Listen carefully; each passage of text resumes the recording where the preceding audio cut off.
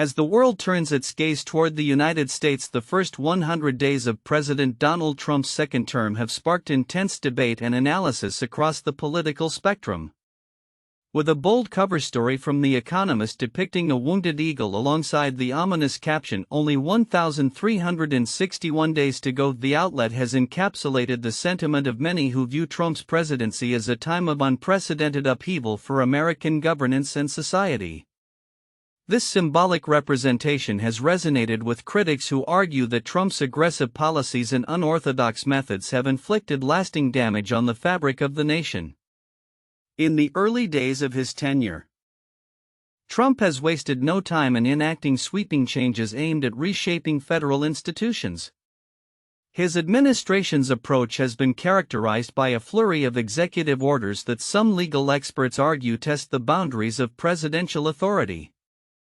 "The method is to bend or break the law in a blitz of executive orders," noted The Economist, highlighting a strategy that seems to challenge the traditional checks and balances of government. Critics fear that this trend could set a dangerous precedent for future administrations, potentially undermining the rule of law. One significant battleground has been the economy, particularly in relation to Trump's contentious trade policies.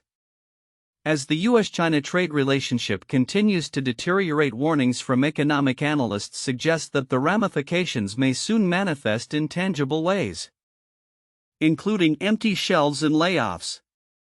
The Wall Street Journal reported on April 25 that the ongoing trade collapse poses a risk of severe economic consequences that could reverberate beyond American borders.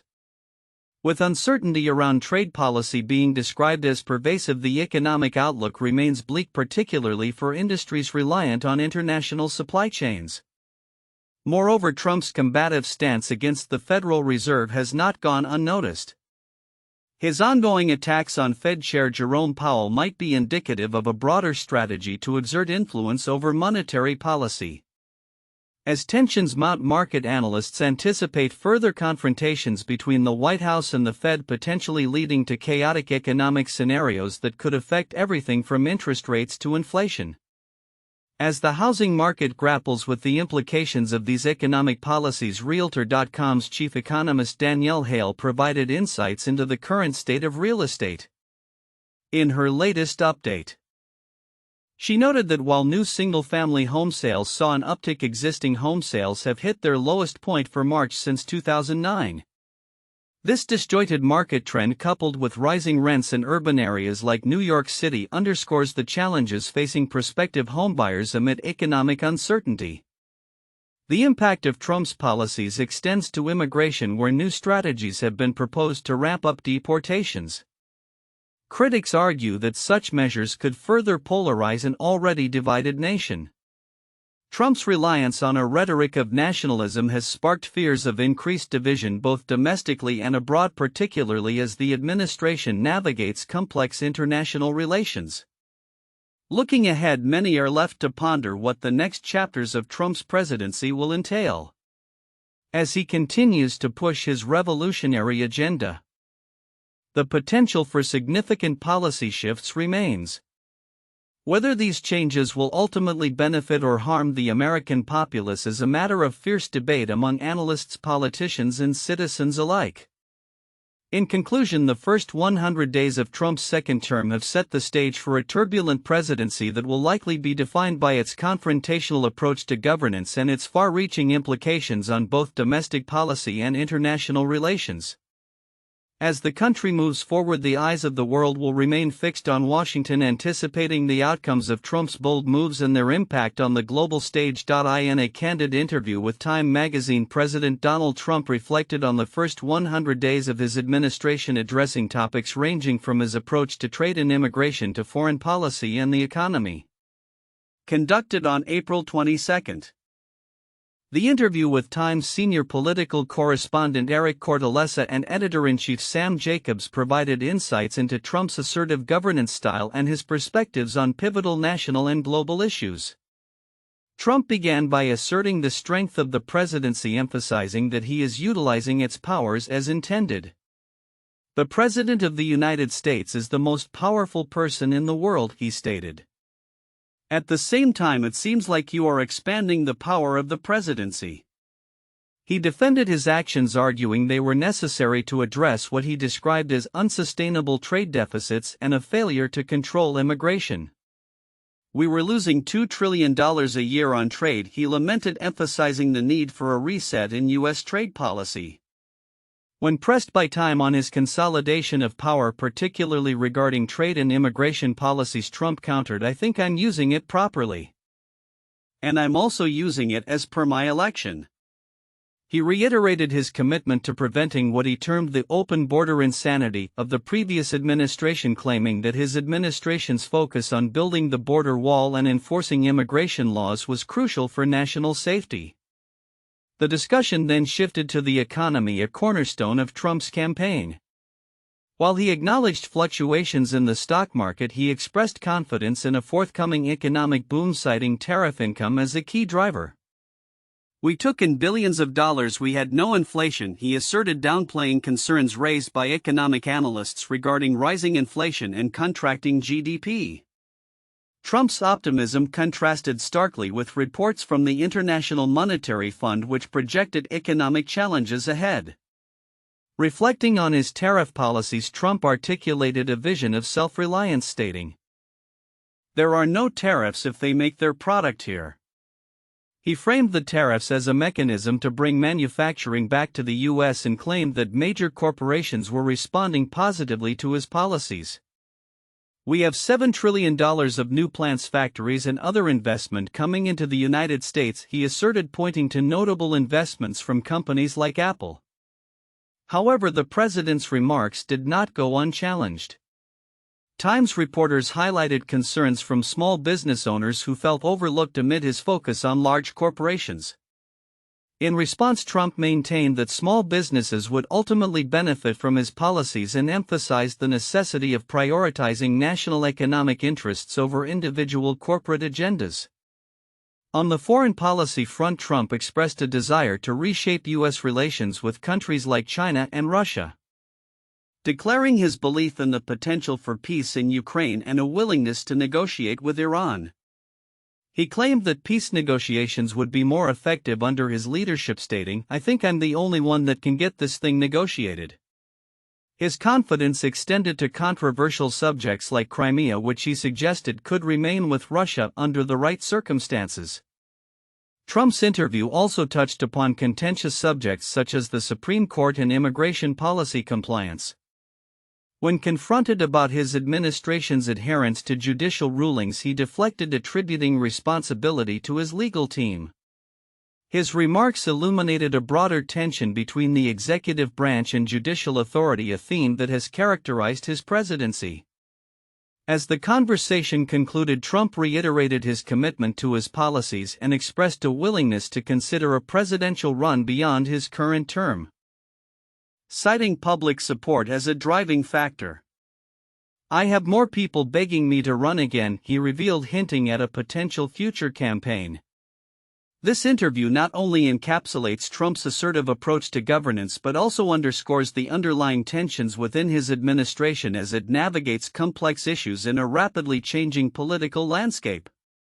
With pivotal elections on the horizon, the implications of Trump's policies and his approach to leadership will likely continue to resonate in the national discourse.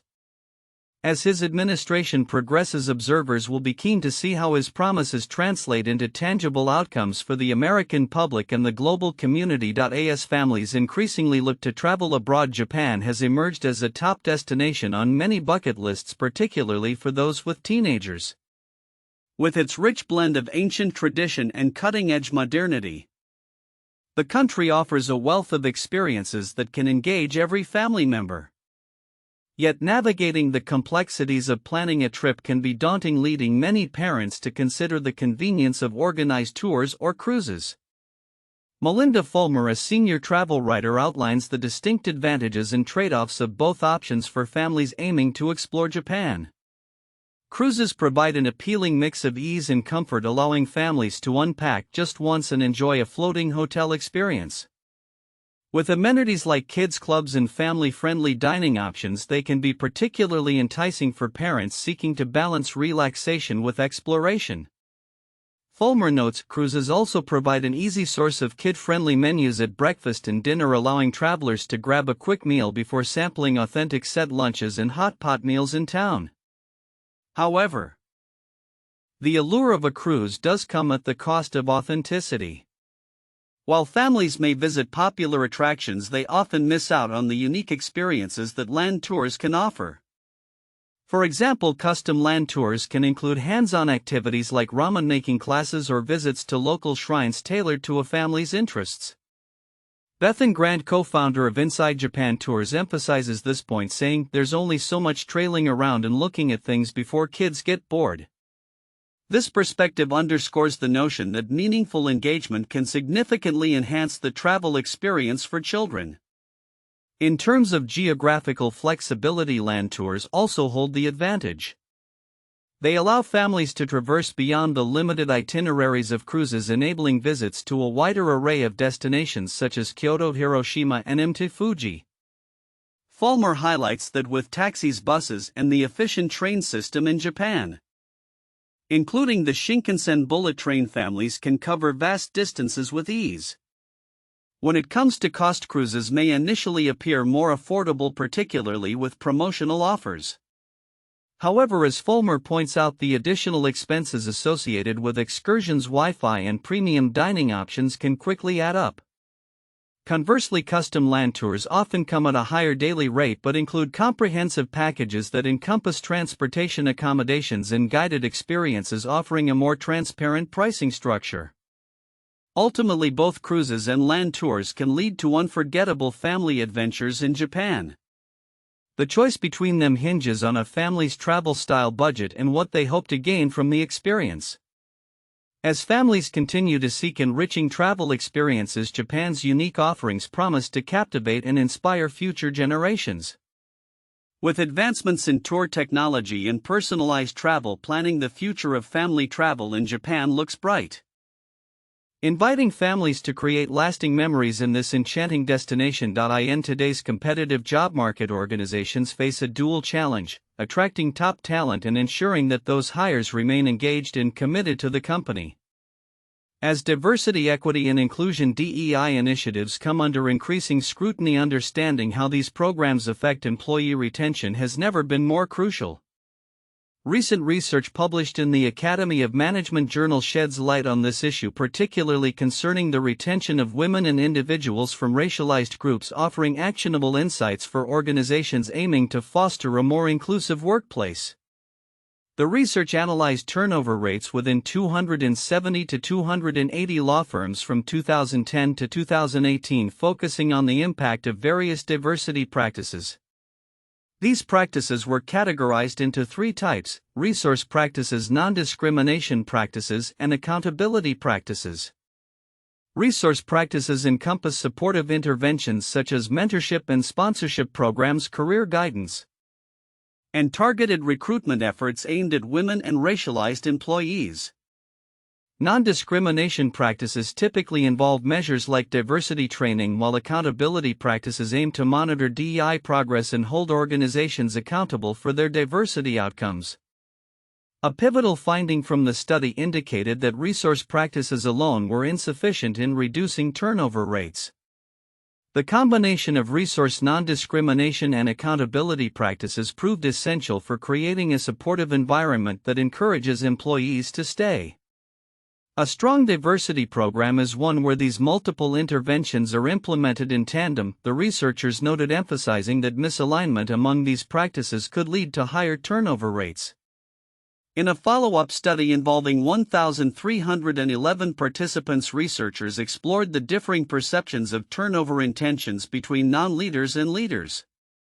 They discovered that non-leaders were more likely to consider leaving due to perceived unfair treatment, while leaders were influenced by the relevance of diversity practices to their own roles. This distinction highlights the importance of tailoring diversity initiatives to meet the varying needs and perspectives of all employees. For organizational leaders, the implications of this research are profound. Conducting a comprehensive audit of current diversity initiatives is recommended to understand their effectiveness and identify gaps.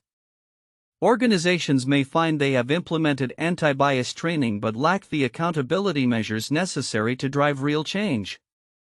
Additionally, it is crucial to explore how diversity practices can be made personally relevant to leaders, thereby fostering commitment to these initiatives. Integrating metrics of inclusion into leadership performance reviews and involving leaders in the development of diversity programming can reinforce the importance of these efforts. As the job market continues to evolve, organizations must reconsider their approach to hiring and retention.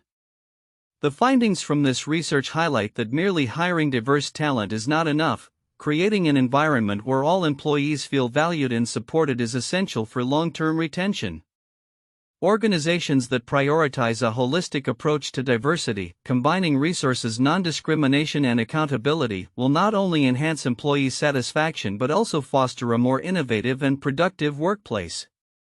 Looking ahead, as companies navigate the complexities of employee engagement and retention, the ability to implement cohesive DEI strategies will likely become a key differentiator in attracting and retaining top talent. The challenge remains for businesses to overcome resistance to these initiatives and embrace the transformative potential of a truly inclusive workplace. In a striking revelation that could redefine dietary guidelines, recent research has surfaced cautioning against high poultry consumption, particularly chicken, linking it to increased mortality risks. While chicken has long been heralded as a healthier meat option, particularly in the context of American diets, this new study prompts a re-evaluation of its role in our meals. Americans on average consume over 100 pounds of chicken annually, making it a staple in countless households. However, a study published in the journal Nutrients suggests that the benefits associated with poultry may not be as pronounced as previously believed. Researchers conducted an extensive analysis involving nearly 5,000 middle-aged Italian participants over a span of 19 years, investigating the relationship between poultry intake, gastrointestinal cancers, and overall mortality. The findings are alarming. Those consuming more than 300 grams of poultry weekly, equivalent to about 3.5 3-ounce servings, exhibited a 27% higher mortality rate from all causes, with the risk soaring to 61% among men. Specifically for gastrointestinal cancers, participants who consumed between 100 to 200 grams of poultry weekly faced a 65% increased risk of death, while those exceeding 300 grams had a shocking 127% greater likelihood of dying from these cancers, a risk further exacerbated to 161% in men. As the researchers revealed, the study's data painted a concerning picture of dietary habits. Their results indicated that individuals aged 83 who limited their poultry intake to less than 100 grams weekly had half the mortality risk from gastrointestinal cancer compared to those with higher consumption levels. Our results show that consumption of more than 100 grams per week of poultry was associated with an increased risk of death, both from all causes and from gastrointestinal cancer, the authors noted, emphasizing the need for moderation in poultry consumption. The study's implications extend beyond mere numbers. It suggests that the method of cooking chicken could significantly influence health outcomes. Cooking methods that involve high temperatures or prolonged cooking times, such as grilling or stewing, may lead to the formation of harmful agents that could contribute to genetic mutations and the development of gastrointestinal cancers. This research also highlights the broader context of meat consumption in relation to health risks. Notably, participants who succumbed to non-gastrointestinal cancers had diets where red meat constituted a staggering 65% of their total meat intake. The findings indicate that over half of cancer-related deaths occurred in individuals consuming more than 400 grams of meat weekly, regardless of adherence to the Mediterranean diet, which is often praised for its health benefits. In light of these findings, researchers recommend a more diversified approach to protein sources, suggesting that poultry consumption be balanced with alternatives such as fish. We believe it is beneficial to moderate poultry consumption, alternating it with other equally valuable protein sources, they concluded, underscoring the necessity to adopt healthier cooking practices to mitigate risks. As this research gains traction, it may influence future dietary guidelines and public health recommendations, encouraging individuals to reassess their meat consumption habits. With ongoing studies and a growing body of evidence, the conversation surrounding diet and health will likely evolve, pushing for more plant-based options and a critical examination of traditional dietary staples like chicken.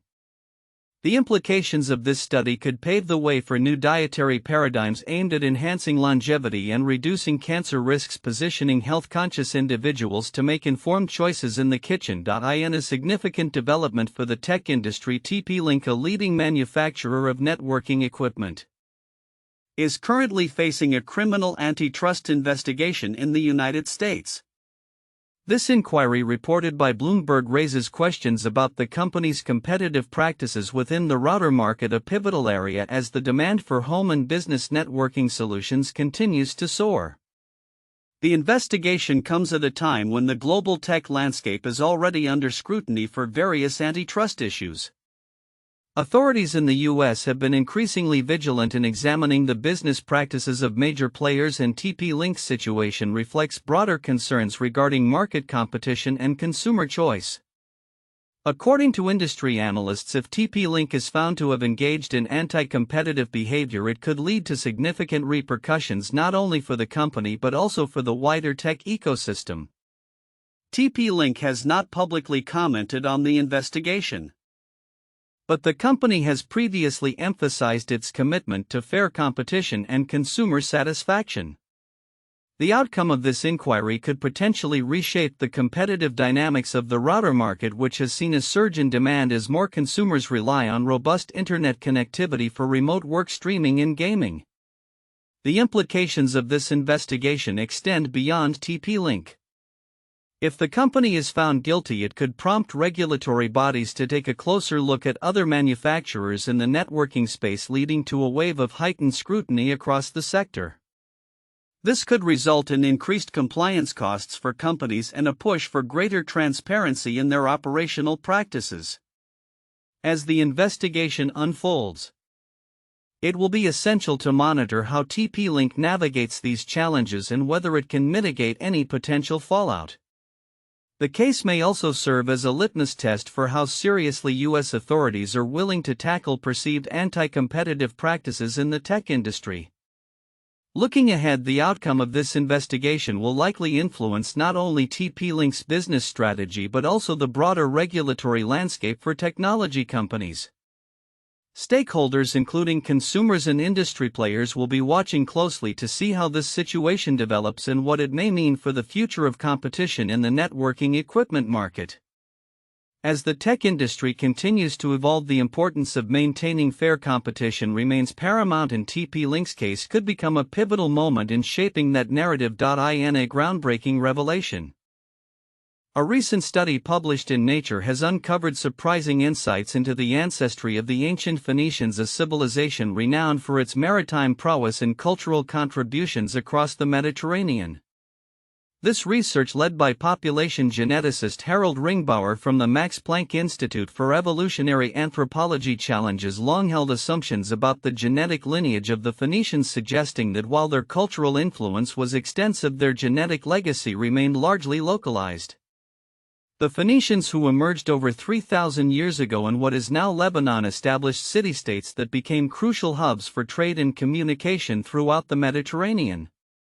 They developed an early alphabet that would later influence Greek and Latin scripts, and their cultural practices spread far and wide, particularly to notable outposts such as Carthage in modern-day Tunisia. However, until now, it was generally assumed that this cultural diffusion was accompanied by a corresponding genetic exchange with the populations they interacted with. Ringbauer and his team analyzed the DNA from the remains of approximately 200 individuals excavated from Phoenician archaeological sites across the Middle East, Europe, and North Africa. The findings were unexpected. Contrary to expectations that the Punic people, descendants of the Phoenicians, would share a significant genetic heritage with ancient Middle Easterners or Canaanites, the analysis revealed no such connection. Instead, the genetic makeup of the Punic population bore a closer resemblance to that of ancient inhabitants of Greece and Sicily, with a gradual infusion of North African genes following the rise of Carthage around 500 BCE. This unique genetic profile is thought to have developed due to the regular movement of diverse populations along a Mediterranean highway, facilitated by the extensive trade networks established by the Phoenicians. Ringbauer noted the discovery of related individuals from disparate archaeological sites, including a pair of second cousins from North Africa and Sicily, highlighting the interconnectedness of these ancient communities. The absence of Middle Eastern ancestry in Punic individuals does not come as a surprise to all experts. Pierre Zaloua, a geneticist at Khalifa University in Abu Dhabi, remarked the Phoenicians were a culture of integration and assimilation. They settled where they sailed. This perspective suggests that the Phoenicians adapted to their new environments, blending with local populations while simultaneously spreading their cultural practices. The implications of this research extend beyond mere genetic lineage. It raises intriguing questions about why diverse Mediterranean populations embraced Phoenician culture rather than adhering to their indigenous practices. How can there be such a disconnect? Ringbauer pondered. Does this mean Phoenician culture was like a franchise that others could adopt? That's one for the archaeologists. The study not only reshapes our understanding of Phoenician identity but also invites further investigation into the dynamics of cultural exchange and assimilation in ancient civilizations. As researchers continue to unravel the complexities of historical populations, the focus will undoubtedly shift toward understanding the mechanisms that allowed such cultural fluidity to flourish in the ancient world. As we look to the future, this groundbreaking work underscores the importance of interdisciplinary collaboration between genetics, archaeology, and history. The story of the Phoenicians serves as a reminder that our understanding of the past is continually evolving, and as new techniques emerge, we can expect to uncover even more about the intricate tapestry of human history. The findings pave the way for future studies that may further clarify the relationships between ancient peoples and their lasting impacts on modern cultures. In an era where the balance between work demands and personal well-being is becoming increasingly scrutinized, recent studies shed light on critical issues facing healthcare professionals. Two significant reports published in late April 2025 highlight the challenges of prolonged work shifts in both neonatology and broader healthcare settings. These studies not only analyze the effects of long hours on clinician wellness but also propose essential changes to improve both patient care and physician health. The first study, published in the Journal of Perinatology, investigated the impact of shift durations on sleep fatigue and overall wellness among U.S. neonatologists. Conducted as a cross-sectional survey, the study gathered insights from 810 neonatologists, revealing alarming trends regarding fatigue levels, particularly among younger and female physicians. The findings indicated that those under 35 years old reported the highest fatigue levels, with women experiencing significantly more adverse effects than their male counterparts. This disparity was statistically significant, with a p-value of 0.0185 indicating a robust correlation. The survey's results highlighted that neonatologists working shifts exceeding 16 hours reported a range of negative outcomes, including increased fatigue and perceived risks to patient safety. The analysis revealed that male neonatologists were less likely to report adverse effects from long shifts compared to females, with odds ratios indicating a marked difference in experiences based on gender and practice settings. For instance, those in university settings were more likely to report negative impacts, reinforcing the need for policy adjustments that address the unique challenges faced by this group. The study's authors emphasized the urgent need for structural changes in shift scheduling, advocating for a shift duration cap of no longer than 24 hours. They pointed out that evidence suggests shifts longer than this threshold can lead to substantial cognitive impairments, increasing the likelihood of medical errors and jeopardizing patient safety. As Dr. Ryan M. McAdams, one of the study's authors, noted, fatigue is a well-documented contributor to impaired cognitive performance, increased medical errors, and higher malpractice risks, especially in high-stakes environments like the NICU. In parallel, another report published in Nature highlighted the broader implications of work-related fatigue across various healthcare professions. This study called attention to the systemic issues related to shift work, underscoring that long hours, particularly in high-pressure situations, can lead to significant mental and physical health consequences for healthcare workers. The authors pointed out that the mental health repercussions, such as increased rates of anxiety and depression, are compounded by the demands of irregular shifts and the emotional toll of working in critical care environments. Together, these studies underscore a pressing need for healthcare organizations to re-evaluate their shift policies and prioritize clinician well-being. The implications of fatigue extend beyond individual practitioners, ultimately affecting patient safety and the quality of care delivered. As healthcare systems continue to evolve, embracing evidence-based scheduling practices and fostering a culture that prioritizes rest and recovery will be essential. Looking forward, the integration of wellness initiatives and the development of guidelines for optimal work-hour structures will be critical in addressing these challenges. As more data emerges, it is clear that a proactive approach to managing shift work will not only enhance the health of healthcare providers but also ensure better outcomes for patients in their care. As the dialogue around work-life balance in healthcare intensifies, the focus must remain on sustainable practices that protect both clinicians and the vulnerable populations they serve. In a dramatic turn of events, the FBI has arrested a judge in Florida accused of assisting an individual in evading immigration enforcement.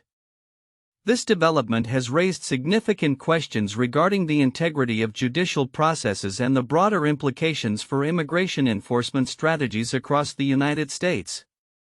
The arrested judge, whose identity has not yet been disclosed, allegedly facilitated the evasion of federal immigration agents by providing unauthorized legal advice and issuing rulings that obstructed lawful enforcement actions. This case illustrates a troubling intersection of judicial authority and immigration policy, where the actions of one individual could potentially undermine the enforcement of federal laws designed to regulate immigration. The integrity of our judicial system is paramount, and any actions that compromise that integrity will be met with swift action, stated an FBI spokesperson during a press conference following the arrest. The FBI's investigation revealed that the judge's actions were not isolated; they appeared to be part of a broader pattern of misconduct that could have serious repercussions for the legal system and public trust in judicial impartiality. This incident comes at a time when immigration policies are under intense scrutiny and debate. The ongoing discussions surrounding immigration reform and enforcement have been fueled by a series of high-profile cases and changes in federal policy that have left many communities divided. Advocates for stricter immigration controls argue that individuals who assist undocumented immigrants should face significant consequences, while opponents contend that such measures can lead to unjust outcomes and undermine community trust in public institutions. The fallout from this arrest may reverberate beyond the courtroom. Legal experts predict that it could lead to increased scrutiny of judges and their associations with immigration matters, potentially resulting in changes to how cases are handled in the future. Additionally, this incident may prompt lawmakers to re-evaluate the safeguards in place to ensure that judges are not overstepping their authority or engaging in activities that could be perceived as politically motivated. As the legal proceedings unfold, all eyes will be on the implications of this case for judicial governance and immigration policy. The case serves as a reminder of the delicate balance between law enforcement and judicial independence, and it raises critical questions about accountability within the legal system. Looking ahead, the outcome of this case could set significant precedents for how judges interact with immigration enforcement agencies and the extent to which they can influence legal proceedings involving undocumented individuals. As the national conversation about immigration continues to evolve, this incident underscores the complexities and challenges facing both the judiciary and immigration enforcement in the United States. In an era where the art of brewing coffee is often viewed as a mere ritual, a recent study has illuminated the intricate science that can elevate this daily experience into a flavorful masterpiece. Physicist Arnold Matheson, along with his students at the University of Pennsylvania, has harnessed the principles of fluid dynamics to optimize the pour-over coffee process, revealing how a careful approach to pouring can dramatically enhance flavor extraction. Pour-over coffee, a method that involves manually pouring hot water over ground coffee beans, has gained a dedicated following among coffee aficionados. With the right technique, you can extract more flavor from fewer coffee grounds, which is both economical and beneficial for the palate, Matheson explained. The study, published in the journal Physics of Fluids, advocates for a high, slow, and steady pour which ensures that water interacts maximally with the coffee grounds. The research team employed a combination of theoretical analysis and experimental observation to explore the optimal conditions for brewing. They simulated the pouring process using silica gel beads as a stand-in for coffee grounds, observing the dynamics with high-speed cameras.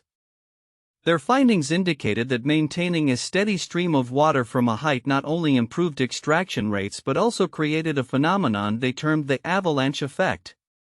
This occurs as water erodes the center of the coffee grounds, causing particles to be suspended and facilitating better mixing.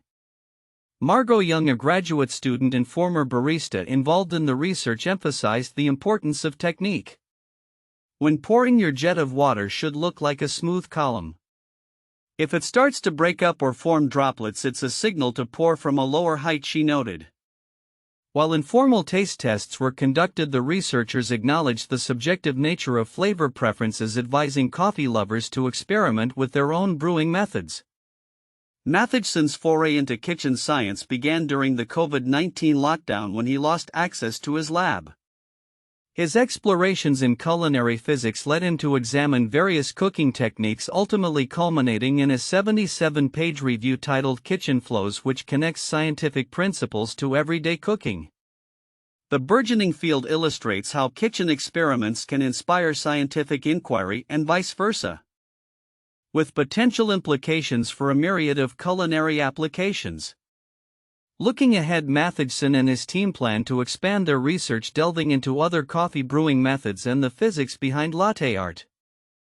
I want to explore different techniques, including how to perfect the layers in a latte or the ideal conditions for cold brew, he said, hinting at the vast potential for scientific exploration within the culinary world. This study not only underscores the intersection of science and gastronomy but also invites coffee lovers to appreciate the nuanced techniques behind their favorite brews. As the conversation around coffee continues to evolve, it serves as a reminder that even the simplest pleasures can be enhanced through a deeper understanding of the underlying principles that govern them. With ongoing research in kitchen science, the quest for the perfect cup of coffee may soon see even more groundbreaking discoveries.